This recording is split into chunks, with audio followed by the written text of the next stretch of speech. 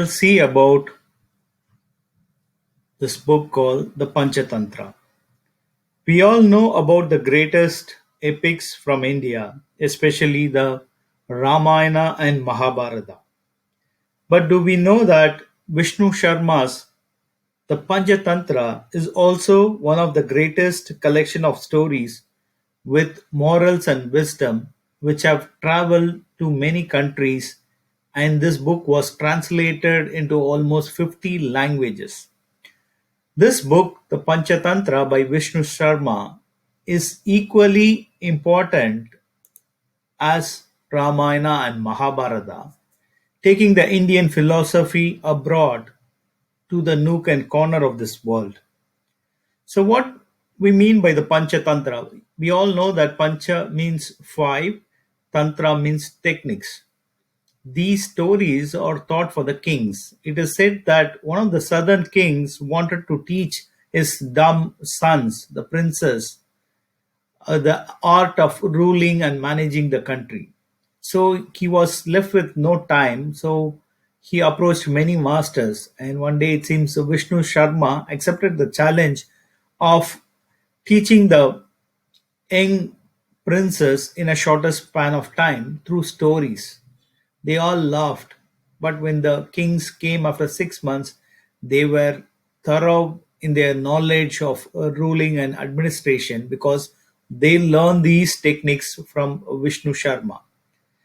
So, Panchatantra is a collection of five books. Let's see the book one. This book talks about estrangement of friends. So, what all if you do, you will lose friends. Some of the stories in this collection is the monkey and the wedge, the jackal and the battle drum, the crow and the serpent, the crab and the crane, etc. And book two, it talks about what all if you do, you will win back the friends. Because as a ruler, you need good neighbors. You need good friends as neighbors. So this book talks about winning the friends. The stories here are the greedy jackal, the little man who received what was his, little simple, the weaver, etc. The mice that freed the elephants. And book three talks about strategies. It talks about building forts.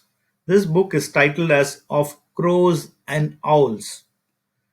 Here, some of the stories are the hare who fooled the elephant king, the cat's judgment, the ants who killed the snake, the serpent who paid in gold, etc.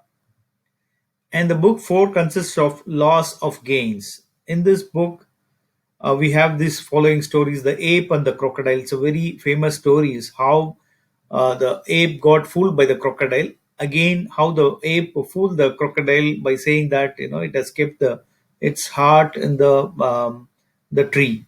Okay, and the book 5 is rash deeds. How you shouldn't get yourself involved in rash deed, which will cost you dearly.